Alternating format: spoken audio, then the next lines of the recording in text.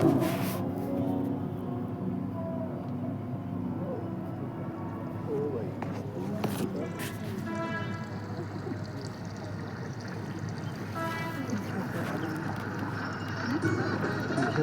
नदी के तट पर बसा ये जादुई शहर अवध नरेश श्री रामचंद्र जी के छोटे भाई लक्ष्मण ने बसाया था। एक रिवायत ये भी है कि प्राचीन काल में इस बस्ती को लक्ष्मणवती कहा जाता था, जिसे 11वीं शताब्दी के आते आते तक लखनऊ का नाम मिला। 16वीं शताब्दी तक अवध एक अहम सूबा बन चुका था, जिस पर मुगल सल्तनत का शासन था और जिसकी राजधानी फैजाबाद थी। नवाबी परंपरा के अनुसार आसिफउद्दौला ने सन 1775 में अवध के तख्त को संभाला। तब तक अंग्रेज फिरंगी अवध के दरबार पर हावी हो चुके थे। उन्होंने मरहूम नवाब शुजाउद्दौला की बेवा बहू बेगम को ईस्ट इंडिया कंपनी में अपनी बेशुमार दौलत लगाने पर रजामंद कर लिया था। षड्यंत्र रचते हुए उन्होंने आसिफउद्दौला को उनकी पुश्तैनी दौलत से भी बेदखल कर दिया था। हताश होकर आसिफउद्दौला अपनी राजधानी लखनऊ ले आए। फिर क्या, कारवां दर कारवां दिल्ली और फैजाबाद के जाने माने रईस यहीं आकर बसने लगे। लखनऊ की फिजा में रंग बिखरने लगे।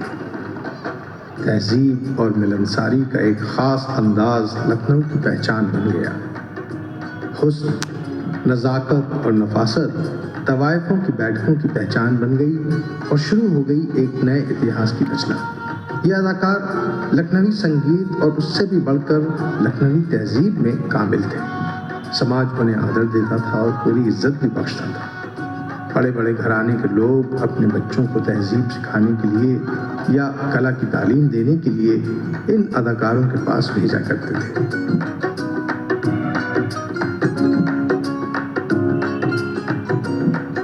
नवाब आसिफउद्दौला कलाओं के पारखी और संरक्षक थे। कला साहित्य के क्षेत्र में लखनऊ को जो ऊंचाई मिली, उसकी शुरुआत उन्हीं के दौर में हुई।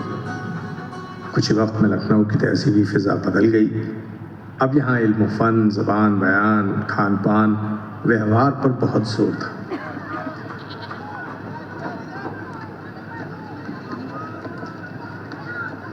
तो आइए उस दौर की एक झलक देखते हैं। एक बार हुआ यूं कि दिल्ली से एक देहलवी साहब लखनऊ आए। ज़बान और बयान में उनकी बड़ी दिलचस्पी थी। लखनवी अंदाज़े गुफ्तगू को समझना चाहते थे तो साहब बन ठन कर बाकी की तरह सीधे चौक पहुंच गए। चौक उन दिनों जन्नत की जीती जागती तस्वीर था, लखनवी कल्चर का गढ़।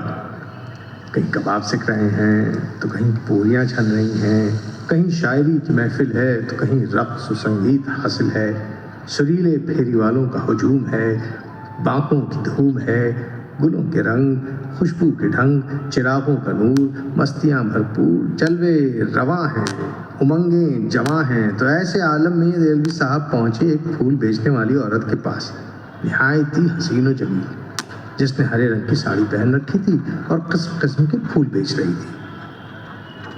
इन्होंने जब उसे देखा तो मियाँ उस पर लट्टू हो गए। आशिक मिजाज तो थे ही। रूबरू आकर रूहानी अंदाज में फरमाया, सब्ज साड़ी में तेरा तन देखा। कहाँ के रहने वाले हो? हैं? अजीब मोहतरमा, लखनऊ के हैं और कहाँ के होंगे? लखनऊ के तो नहीं हो। लखनऊ के होते तो यूं ना कहते। अच्छा, लखनऊ के होते तो किस तरह कहते? लखनऊ के होते तो इस तरह कहते, सब्ज फानूस में एक शमा को रोशन देखा। आसिफउद्दौला के शासन में अवध की राज्य सीमाएं बढ़ती ही गईं। लखनऊ फलता फूलता गया। आसिफउद्दौला को इमारत साजी यानी भवन निर्माण का भी शौक था। जो इमारतें आज भी लखनऊ की पहचान हैं, उनमें से बेशतर उन्हीं के दौर की हैं। बड़ा इमाम बाड़ा, आसिफी मस्जिद, रूमी दरवाज़ा और ये रेजिडेंसी।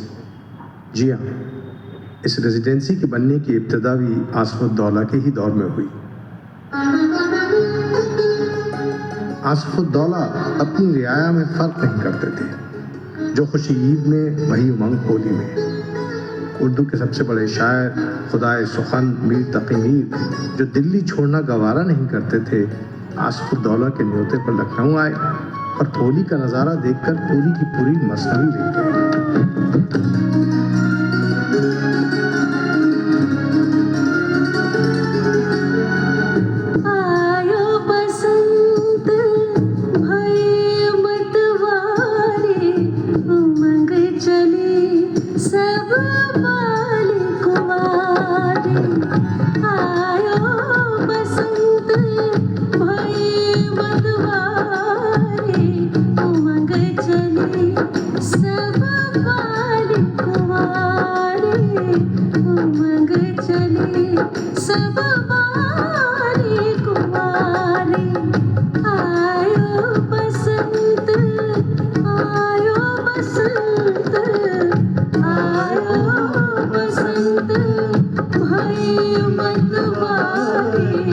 उमंग चली सब वाली कुमारी।